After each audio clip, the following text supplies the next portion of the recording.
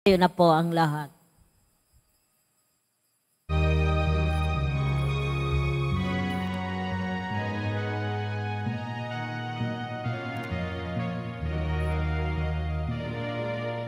Purihin ninyo ang Panginoon na kinain ng kanyang ngalan.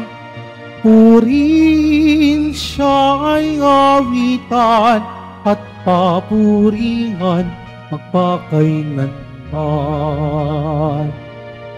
Purihin siya ay awitan at papurihan magpakailanman.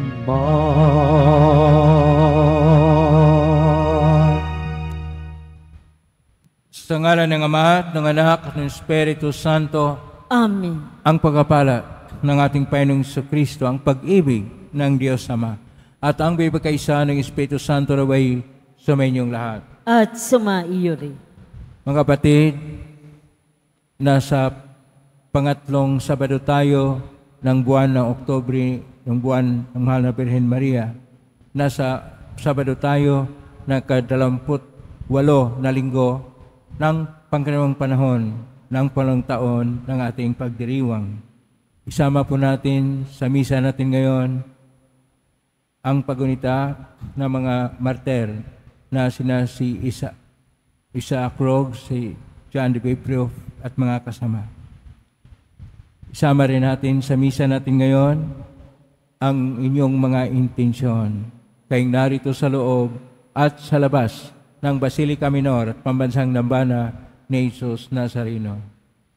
Ang mga intensyon naman nakiisa sa atin sa pamitan ng live streaming through Facebook Live, YouTube, X, Instagram, TikTok, TV Maria, at iba pang social media dito sa ating bansa at iba't ibang dako ng mundo. Sama rin natin ang ating intensyon para sa kapayapaan sa buong mundo, lalo tigit na sa Israel at sa Ukraine. Mga minamahal kong mga kapatid, sa sulat ni San Pablo sa taga-Episo ay pinapahayag na ang ating Panginoong Jesucristo ay siya ang lahat para sa atin at pinag-isa niya tayo sa kanyang simbahan. Sa ating Ebanghelyo ngayon ni San Lucas, tayo ay pinahanan ng ating Panginoon na magsasaksi sapagkat sa panahon na ng pagsubok, ang Espiritu Santo ay siyang magturo sa atin paano tayo magsasaksi sa Panginoon. Ngunit sa buhay natin kung minsan, dahil sa iba't ibang mga hamon, pagsubok, mga pinagdaanan at suliranin sa buhay, tayo ay dahil sa ating karapukan at kahinaan ay magkasala. Kaya dumulog tayo sa mga Panginoon, nagpapatawad ng lubos. Sino kong tagapagpagaling sa mga nagsisisi? Panginoon, kaawaan mo kami. Panginoon, kaawaan mo kami. Dumating na tagapag-anyayang mga makasalanan ay magsisi, Kristo, kaawaan mo kami. Kristo, kaawaan mo kami. Nakaluklok ka sa kanan ng Diyos Ama para ipamagitan kami. Panginoon, kaawaan mo kami. Panginoon, kaawaan mo kami. Kaawaan tayo makapangirihang Diyos, patawarin tayo sa ating mga kasalanan at patnubayan tayo sa buhay na walang hanggan. Amen. Manalangin tayo. Ama naming makapangyarihan, ang iyo nawang kaganang loob ay manguna at sumusubaybay sa aming pamumuhay ngayon at araw-araw upang kami itaguyod sa panindigang gumawa ng kabutihan sa pangitan ni Jesucristo kasama ng Espiritu Santo magpa sa walang hanggan. Amen. Magsiupo muna ang lahat.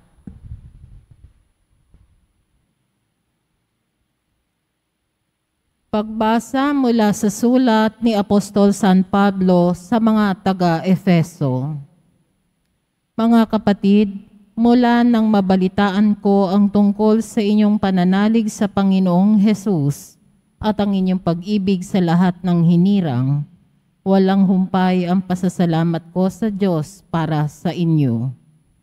Inaalaala ko kayo o sa aking panalangin at hinihiling sa Diyos na ating Panginoong Hesukristo, ang dakilang Ama, na pagkalooban niya kayo ng Espiritu, ng karunungan at ng tunay na pagkakilala sa Kanya.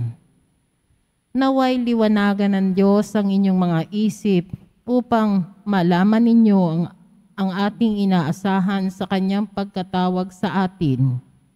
Ito'y ay kaluwalhatiang inilian niya sa Kanyang mga hinirang at ang walang hanggang kapangyarihan niya sa atin na mga nananalig sa Kanya. Ang kapangyarihan ding iyon ang muling bumuhay kay Kristo at nagluklok sa Kanya sa kalangitan, sa kanan ng Diyos. Kaya't nasa ilalim ng kapangyarihan ni Kristo ang lahat ng paghahari, kapamahalaan, kapangyarihan, at pamunuan. Higit ang Kanyang pangalan kaysa lahat ng pangalan, hindi lamang sa panahon ito, kundi pati sa darating. Ipinailalim ng Diyos sa kapangyarihan ni Kristo ang lahat ng bagay, at siya ang ginawang ulo ng simbahan. Ito ang katawan ni Kristo, ang kapuspusan niya na pumupuspos sa lahat-lahat. Ang salita ng Diyos. Salamat sa Diyos. Pinamahala sa tao ang lahat ng nasa mundo. Pinamahala sa tao ang lahat ng nasa mundo. Ikaw, O Poon, Panginoon namin, laganap sa lupa ang iyong luningning, ang hanggang sa langit laging pupurihin, aawitang lagi niyong mga bata na wala pang malay at sariling diwa. Pinamahala sa tao ang lahat ng nasa mundo. Ang likha mong langit kung aking pagmasdan, pati mga tala, bituin at buwan, ano nga ang tao upang iyong alalahanin, ay ano nga siya na sukal mong kalingain. Pinamahala sa tao ang lahat ng nasa mundo. Nilikha mo siya na halos kapantay ng iyong luningning at kadikilaan, pinamahala mo sa buong daigdig, sa lahat ng bagay, malakit, maliit. Pinamahala sa tao ang lahat ng nasa mundo. Magsitayo na po ang lahat.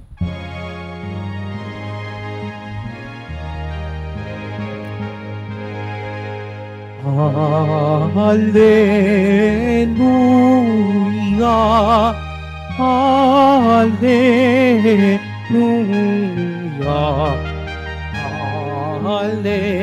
Hallelujah, Hallelujah.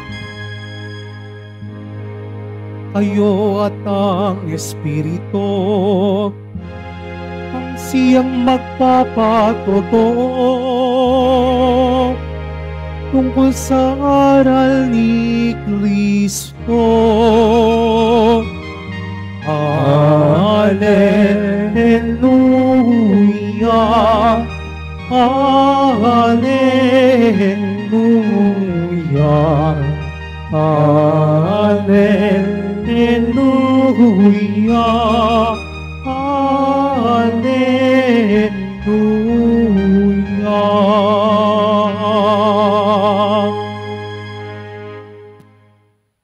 Sumainyo ang Panginoon. At sumaiyo rin. Ang mabuting balita ng Panginoon ayon kay San Lucas. Papuri sa iyo, Panginoon.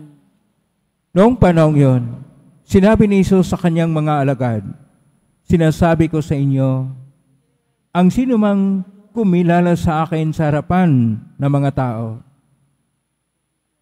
ay kikilanin din naman ng anak ng tao sa harapan ng mga anghel ng Diyos. Ngunit ang magtatwa sa akin sa harapan ng mga tao, ay itatatwa ko rin naman sa harapan ng mga anghel ng Diyos. Ang sinumang magsalita laban sa anak ng tao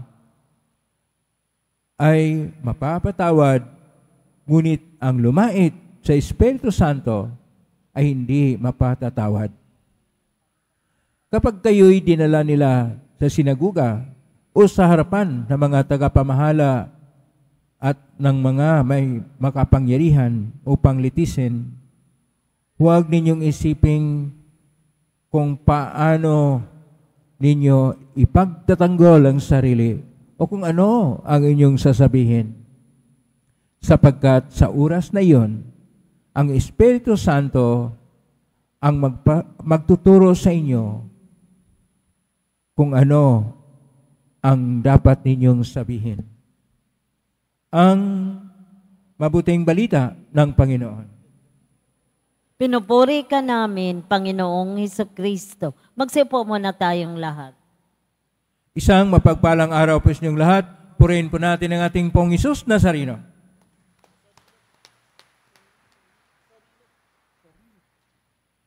Nasa Sabado tayo ng ika-28 na linggo ng karimang panahon ng palang taon ng ating pagdiriwang. At ngayon sa pangatlong Sabado ng buwan ng Oktubre, buwan ng Mahal na Birhen Maria, ay atin pong ginugunita ngayong ang mga martir na sina John Ebibrio at Isaac Jogues at mga kasama. Sa atin pong mga pagbasa ngayon, isang salita lang po o isang paksa lang po ang paulit-ulit na dapat nating pagnilay-nilayan. Ito ang pagpatotoo, witnessing o pagsasaksi. Sa salitang Hebreo, ang pagpatotoo ay ad. At ito ay mahalaga para sa lahat ng mga Hebreo at Hudyo gaya ng ating Panginoon na laging magsasaksi para sa lahat. Pero ang ating mga pagbasa, dahil ito ay nasa Koinoko na Grigo, dahil sa Bagong Tipan, ang pagpatotoo o pagsasaksi ay martiras. Doon po ang salitang martir.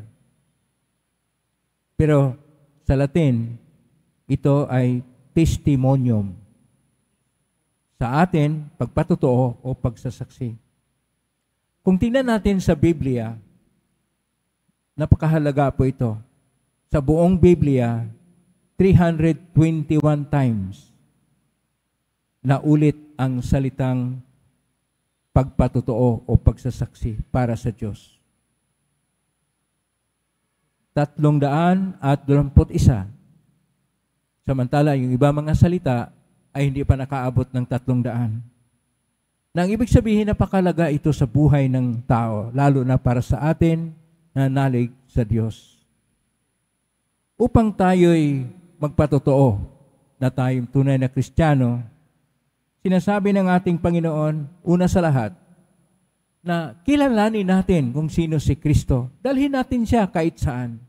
Sapagkat sinasabi ng Panginoon sa ating Ebanghelyo ni San Lucas, Kapitulo 12, versikulo 8 sumusunod, na kung ikahiya natin na ipahayag si Kristo sa iba, hindi rin tayo kilalanin kapag tayo nasa harapan ng Panginoon sa paghukom.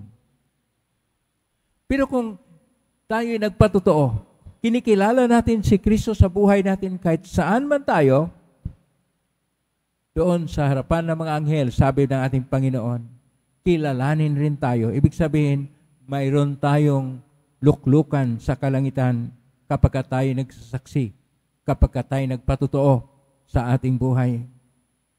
Kaya, sinasabi pa ng ating Panginoon na huwag tayong mag-alala. Una sa lahat, na ang magsasalita sa Kanya ng kahit anuman na hindi matuwid na pagsalita sa Panginoong Jesucristo ay Kanyang patawarin. Ang hindi patawarin ng ating Panginoon ay ang lumait sa Espiritu Santo.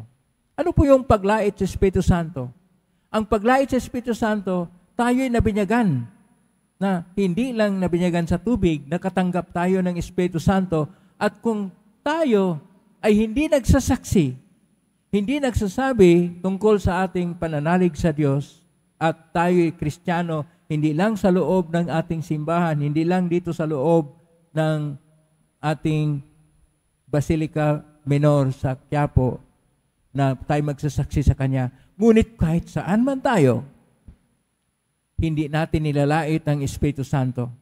Nilalait natin kung tayo ay nahihiya o natatakot na ipatotoo ang tunay na Diyos sa ating buhay. Kaya, pakisabi sa katabi mo, magpatotoo ka. Magpatotoo tayo. Magsasaksi tayo na tayo ay nabuhay at dapat mabuhay ayon sa Panginoon. Na sa ating unang pagbasa, sa sulat ni San Pablo sa Episo, Kapitulo 1, verso 15 hanggang 23, si Kristo ay ginawa ng ulo sa ating mga tao na tayo yung mga buhay na bahagi ng simbahan. Ang templo ng Diyos na kung saan tayo ay mga buhay na bahagi ay pinag-isa. Si Kristo na ay para sa lahat. Siya ang pumupuspos sa lahat. Kapag siya ang pumupuspos sa lahat, dapat taos-puso tayo na magsasaksi. Kasi kung minsan, makaalala lang tayo ng Diyos kapag mayroon tayong kailangan. Makaalala tayo ng Diyos kapag may personal tayong hinihiling sa Kanya. Kung minsan, nakalimutan natin ang Diyos sa ibang mga panahon. At dahil nakalimutan natin ang Diyos sa ibang panahon, yung iba pupunta na lang sa kahit saan at magliliwaliw, nakalimutan na ang Diyos. Sa panahon ng kasaganaan, sa panahon ng ating kagalakan, sa panahon ng mga tagumpay, kung minsan nakalimutan natin ang Diyos. Iilan lang ba sa atin ang magpasalamat sa Diyos dahil sa mga natanggap natin sa buhay, dahil sa kung anong nangyari sa buhay, dahil sa kung ano ang pinagdaanan, kung ano ang mga hinaharap natin? Tayo ay dapat magpakilala at magpatotoo na nariyan ang Diyos at siya dapat ating ipatotoo. Siya dapat ang ating isasaksi sapagkat siya ay Diyos sa ating buhay, sapagkat siya ang dapat sentro ng ating puso't isipan at buong pagkatao, sapagkat siya ay Diyos na siya ang pinakasaysay at kabuluhan ng ating buhay. Kaya paano ba tayo magsasaksi? Maging martiras o maging sa pinakamaliit lang na salita sa Hebreo, ad. 2 titik lang po yan. Ayen at dalet. Pero malalim sapagkat nangangailangan na ang ating buhay ay handang ialay upang tayo'y magsasaksi sa Panginoon. Ang una nating gawin upang tayo magsasaksi sa Kanya ay una sa lahat, ating pagnilay-nilayan, namnamin at isabuhay ang Ebanghelyo ng ating Panginoong Hesus Nazareno. Yun ang una. At ang kahulugan nito, na tayo ay una sa lahat, ating titingnan na ang lahat ay nasentro sa ating Panginoon.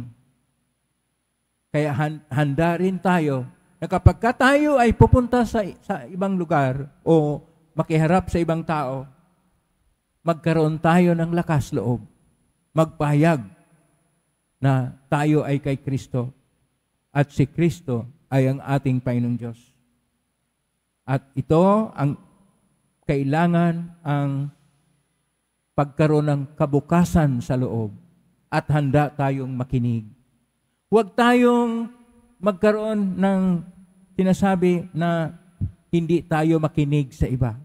Pakinggan natin ang kanilang mga malalim na mga kwento sa buhay o pinagdaanan sa buhay. Pakinggan natin ang kanilang mga ideya, mga opinyon o paningin o panindigan o kung anuman ang kanilang mga tunguhin at adikain at ninanais sa buhay. ang pagkinig at ang pagiging bukas ay ang pagkaroon ng isang pagkinig na gaya ng ating Panginoon. Ay dapat rin natin siyang pakinggan, tayo rin handang makinig sa ating kapwa-tao. At kung darating ang panahon na kailangan na kung sila'y nalito at hindi nila alam kung sino ang makapagbigay ng tunay na kaganapan sa buhay, doon natin sabihin, sumunod ka kay Kristo. At pangatlo,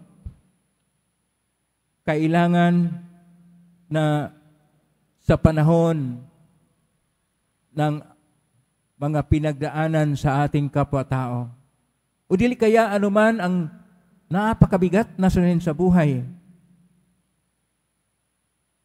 tulungan natin sila na matuklasan nila na nariyan ang Diyos.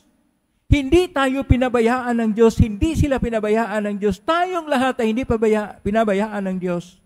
Lalo't higit na sa panahon ng pagsubok at pinakamatindi na pinagdaanan sa buhay. Nariyan lang ang Diyos kapiling natin. Hindi tayo iiwanan sapagkat hindi siya ang Diyos na naglalaglag sa atin. Bagkus nariyan lang siya. At tulungan natin ang ating kapwa-taong nalilito at nalumbay na kilalanin nariyan ang Diyos sa panahon na lalong kinakailangan siya sa buhay. Pang-apat, dapat tayo maging flexible. Yung maluwag naman tayo. Hindi natin sabihin na nasa atin ang kaligtasan. Nasa Diyos ang kaligtasan, hindi natin tingnan na ang ibang mga reliyon ay ganyan, sinasabi na sila lang maligtas. Hindi po tayo tumitingin sa ganyan. Ang dapat po nating tingnan na ang Diyos ang nagliligtas kapag tayo'y tumatalima sa Kanya, kapag tayo'y gumagawa ayon sa Kanyang kalooban, kapag tayo ay may tunguhin na ayon sa turo ng Panginoon, tayo ay nasa tamang daan at tayo ay nasa daan tungo sa kaligtasan. Panglima, kailangan natin ang panalangin. Ang panalangin ay hindi lang na isang gawain natin na tayo nakipag-usap sa Diyos. Ito ang ating strategiya. Ito ang ating paraan. Ito ang ating daan upang lalo tayong maging malapit sa Diyos, upang ang ating ugnayan sa Kanya ay mapalalim at magpaigting pa sa pinakamalalim na paraan kapag ang ating panalangin ay panalangin na kinikilala natin siya at marubdob na panampalataya na may taimtim na panalangin na ating ipinapahayag na sa panahon dito sa banal na misa, nakilala natin na sa unang bahagi sa liturhiya ng salita, ang Diyos ay nagsasalita sa atin at sa panahon ng Eucharistia, ang ating tinatanggap na katawan ni Kristo, siya na nga yun. At hindi natin inaayawan at taimtim nating tinatanggap at tayo nagpatotoo na ang ating Panginoon ay natanggap natin dito sa banal na misa. Handa tayong magbahagi sa Kanya sa ating kapwa-tao sapagkat ibinahagi ng Panginoon ang Kanyang buhay sa atin upang tayo maligtas. Handa rin tayong magbahagi ng dekalidad na panahon ng ating mga kakayahan at kung anong kayamanan upang tayo ay magpatotoo na tayo ay kay Kristo, na tayo ay para sa Diyos at nagsasaksi at nagpatotoo para sa Diyos. Ang mahalaga, magkaroon po tayo ng tunay na pagsasaksi at pagpatotoo na tayo ay Kristiyano. Yun pong gustong magpatotoo na tayo ay sa Diyos at para sa Diyos at handa nating dalhin ang Diyos sa ating kapwa. Pumalakpak ng malakas upang tayo ay handang magdala sa Diyos kahit saan man tayo, anuman ang ating ginagawa, saan man tayo patutungo, Diyos ang siyang ating dala upang ang lahat ay makakilala tayo ay nagsasaksi sa Kanya. Ang lahat ng kumikilala sa Kanya ayon pa sa ating Ebanghelyo, kilalanin rin tayo doon sa Kanyang harapan sa kalangitan. Naway, tayo ay handang mag-alay buhay. Tayo ay handang magpatotoo sa ating buhay na walang iba na kahulugan at saysay at tunguhin ang buhay liban sa Diyos mismo. Amen? Purihin natin ang Diyos.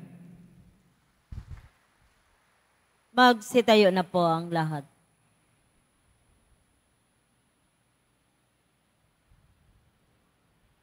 Minamahal ko mga kapatid, ang Panginoon ang ating seguridad. Ipahayag natin ang ating tiwala sa Kanya at malangin tayo para sa lahat ng tao na kasama natin sa paglalakbay sa buhay na ito. Atin pong itutugon, Diyos ng mga anghel, Ikaw ang aming tanggulan. Diyos ng mga anghel, Ikaw ang aming tanggulan.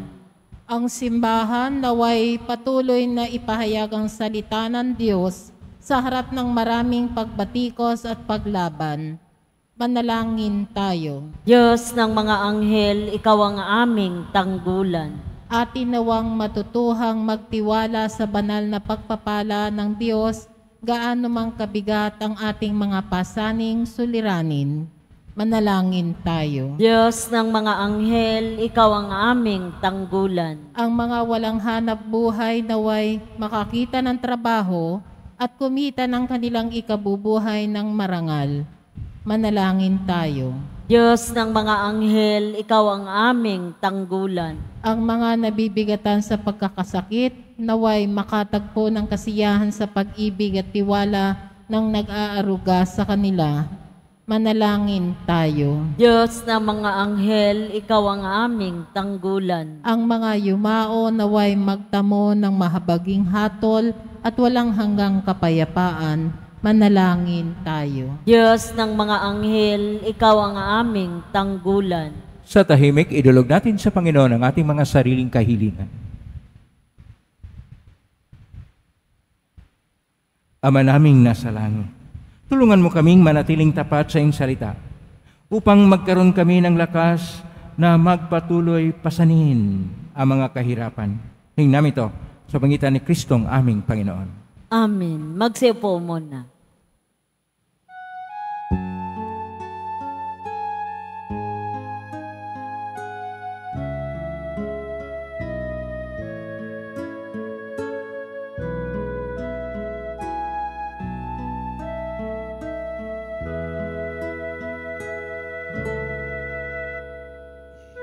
Itong tinapay at alak na mula sa'yo, muling ihahain sa kabutihan mo. Kunin at tanggapin alay sa'yo. Pasasalamat ng puso.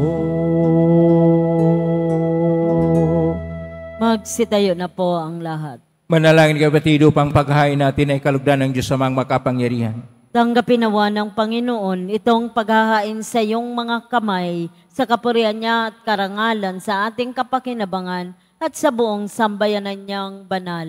Ama naming lumikha, tanggapin mo ang aming mga panalangin na sumasali sa aming paghahain upang sa ginanap naming pagdiriwang kami makatawid sa kalahatian sa pangitan ni Jesucristo kasama ng Espiritu Santo magpa sa walang hanggan. Amen. Sumainyo ang Panginoon. At sumaiyo Itaas sa Diyos sa inyong puso at diwa. Itinaas na namin sa Panginoon. Pasalamatan natin ng Panginoong ating Diyos. Marapat na siya ay pasalamatan. Ama ng kapatid, tunay marapat ni kay aming pasalamatan sa iyong paglingap at ganang loob ang tainikamot pinangasiwa sa San Sinukob. Sangan mong siya iwas tong lubos, siya pinagdusa mo sa kanyang pagtalikod. Sa iyong pag-iliw yung pinintulot na makabalik siya sa pamagitan ni Kristo Jesus. Kaya isa namang helsi si awit ng papuri sa iyong paikal sa kalangitan, kami nagbunyi sa dakilaan. Santo, Santo, Santo, Santo, Panginoong Diyos ng mga hukbo, Napupuno ang langit at lupa ng kadakilaan mo. Hosana sa kaitaasan. Pinagpalang na paririto sa ngalan ng Panginoon. Hosana sa kaitaasan. Magsilod po ang lahat. Ama naming banal, ikaw ang bukal ng tanang kabanalan. Kaismitan ng Espiritu ng banal, makalob na ito upang para sa amin maging katawan at dugo ng aming Panginoong Jesucristo. Bago niya pinagtiisan ko sang loob na maging handog, hinawakan niya ang tinapay, pinasalamatan kanya, pinaghati-hati niya yon, iniabot sa kanyang malagad at sinabi, tanggapin ninyong lahat ito at kanin. Ito ang aking katawan na ihandog para sa inyo.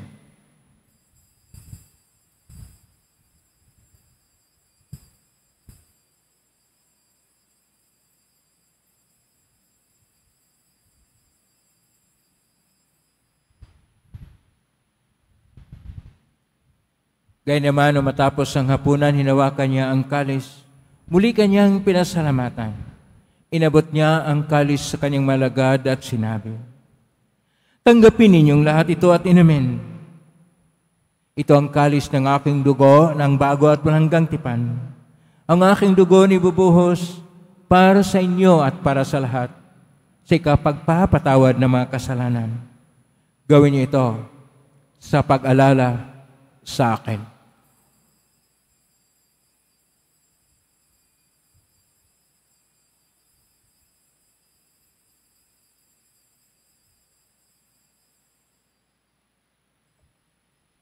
Magsitayo na po ang lahat. Ang misteryo ng pananampalataya. Si Kristo'y namatay, si Kristo'y nabuhay, si Kristo'y babalik sa wakas ng panahon. Ama, ginagawa namin ngayon ang pag-alala sa pagkamatay at muling pagkabuhay ng anak at naalay namin sa iyo ang tinapay na nagbibigay buhay at ang kalis na nagkakaloob ng kaligtasan. Kami nagpapasalamat. Dahil kami narapat na tumayo sa harap mo para maglingkod sa iyo. Isinasamo namin kaming magsasalo-salo sa katawan at dugo ni Kristo ay mabuklod sa pagkakaisa sa pamagitan ng Espiritu Santo. Ama, lingapin yung simbahang laganap sa buong daigdig. Pususin mo kami sa pag-ibig kaisa ni Francisco na aming Papa at niyusin aming Obispo at ng Tanang Kaparian. Alalahanin mo rin, mga kapatid naming nahimlay, may pag-asang sila'y muling mabuhay ganyan lahat ng mga pumanaw. Kaawaan mo sila at patuloyin sa iyong kaliwanagan. Kabanilpatin kaming lahat na makasalo siyang buhay na walang wakas.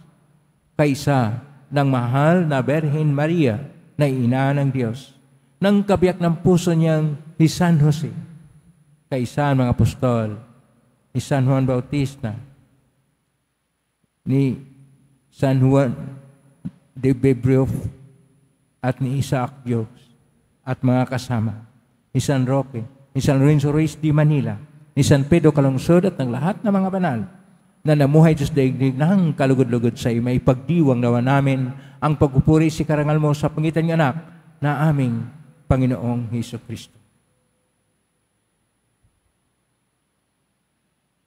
Sa pamamagitan ni Kristo, kasama niya at sa Kanya, ang lahat ng parangal at papuri ay sa iyo, Diyos Amang makapangyarihan, kasama ng Espiritu Santo, magpasawalang hanggan. Amen. Amen. Amen. Amen. Amen. Amen.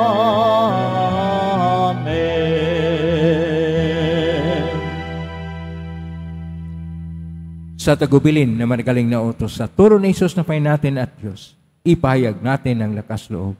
Ama namin, sumasalangit ka, sambahin ang ngalan mo. Mapasa amin ang kaharian mo, sundin ang loob mo dito sa lupa para nang sa langit.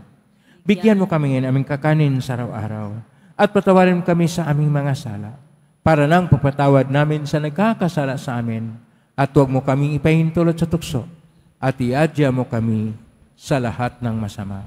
Hinihiling namin kami iadya sa lahat ng masama, pagkalooban ng kapayapaan araw-araw, iligtas sa kasalanan at sa lahat ng kapahamakan, samantalang aming pinanabikan ang dakilang araw ng pagpapahayag ng tagapagligtas naming si Jesucristo.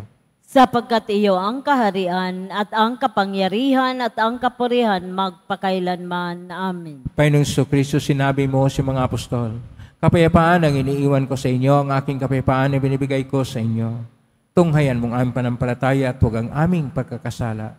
Pagkalooban mo kami ng kapayapaan at pagkakaisa ayon siyang kalooban, kasama ng Espiritu Santo, magpa sa walang hanggan. Amen. Ang kapayapaan ng Panginoon ay laging sumainyo. At sumaiyo rin. Magbigayin kayo ng kapayapaan sa isa't isa. Kapayapaan. Kordero ng Diyos na nag-aalis ng mga kasalanan ng sanlibutan, maawa ka sa amin. Kordero ng Diyos na nag-aalis ng mga kasalanan ng sanlibutan, maawa ka sa amin. Kordero ng Diyos na nag-aalis ng mga kasalanan ng sanlibutan, pagkaloob mo sa amin ang kapayapaan. Magsilod po ang lahat. Ito ang kordero ng Diyos. Ito ang nag-aalis na makasalanan ng sanlibutan. Mapalad ang mga inaanyahan sa piging ng kordero. Panginoon, hindi ako karapat-dapat na magpatuloy sa iyo, ngunit sa isang salita mo lamang ay gagaling na ako. Katawan ni Kristo. Amen.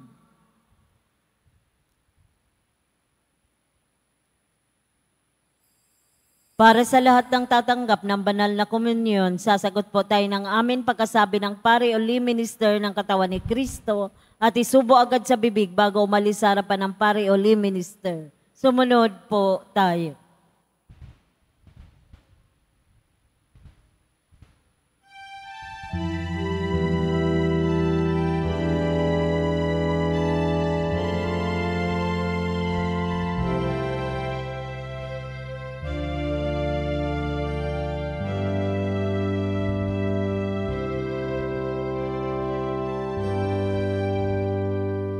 Hanga-hanga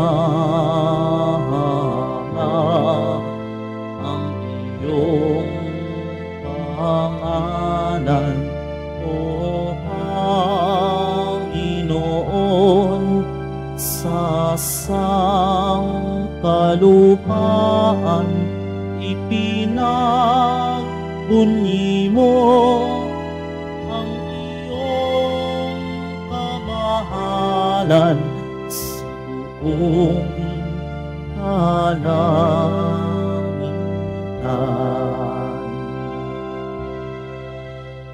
Pinagmamasdan ko ang langit na gawa ng iyong mga kamay,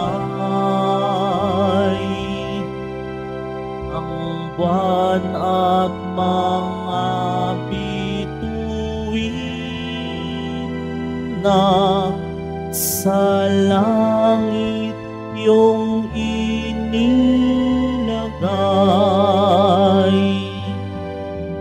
Kahanga-hanga ang iyong pangalan, O Panginoon,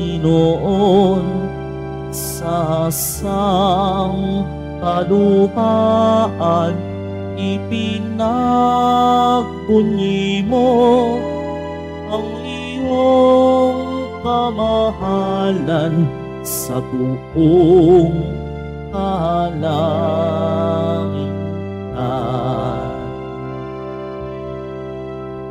O sino kaya siyang tao na iyong pinagmamasdan?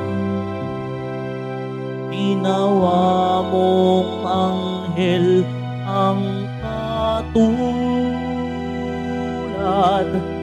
pinuno mo ng karangalan. kahanga-hanga ang iyong pangalan, O Panginoon, sa sangkalupaan ipinagbunyi mo ang iyong kamahalan sa buong kalangitan.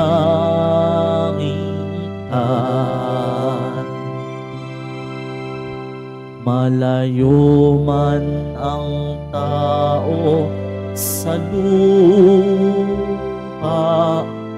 sakupin man niya ang buwan, ikutin man ang kalangitan, ang Diyos din ang dinadatnan.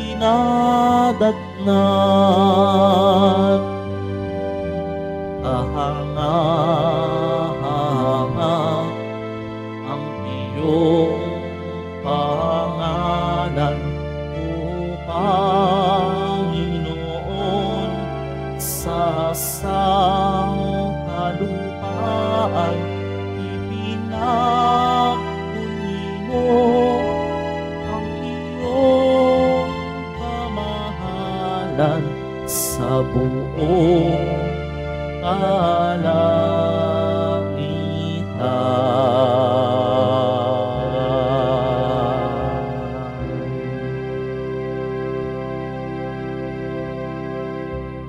Announcements. Inaanyayahan po ang mga ministry, organisasyon at samahan ng ating simbahan, lalo na po ang mga deboto ng mahal na poong Jesus Nazareno sa ating Paris-wide formation sa darating na October 22, 2024, Martes.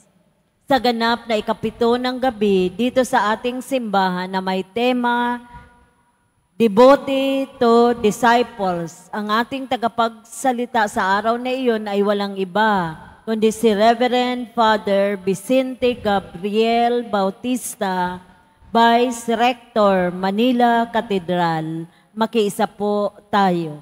Available na po ang ating mga All Souls envelope. Sa mga nagnanais, maaari kayong kumuha na malapit sa mga pintuan ng ating simbahan o sa information guard.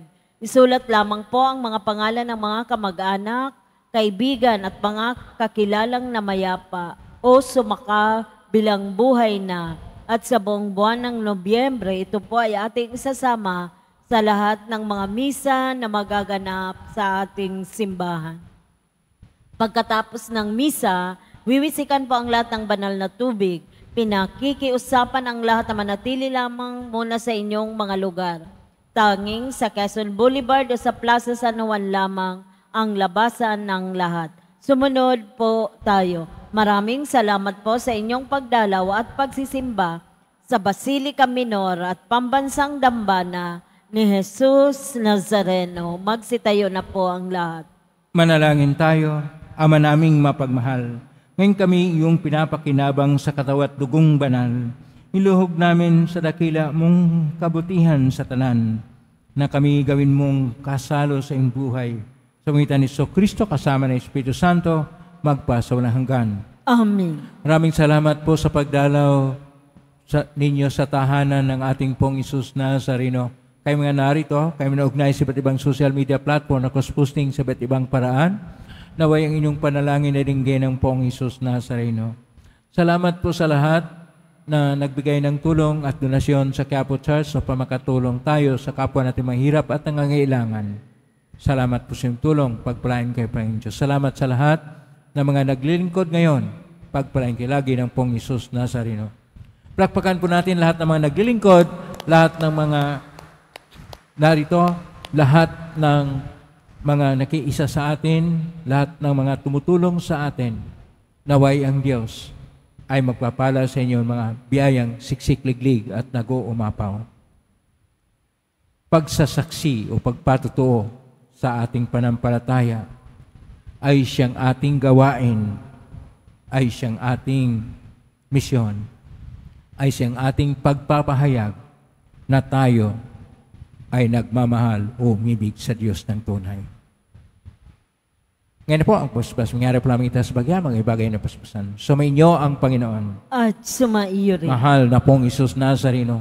Inagos ng cross ang walang maliw na pag-ibig ng Diyos ang katauhan. Pakinggan mo kalingan ng kanan, nagsusumamo sa makamta na walang katugunan at tanggapin ang kasagutan na may utang na loob na tinatanaw. Basbasan din po ninyo ang mga dalang imahin, dasal at mga bagay-bagay. Basbasan na may mga karamdaman.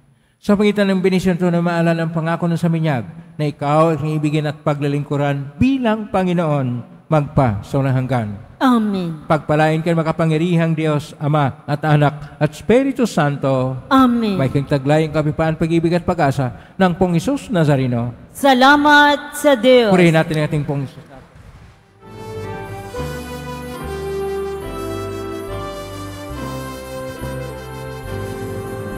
O Padre Jesus Nazareno, sinasamba ka namin,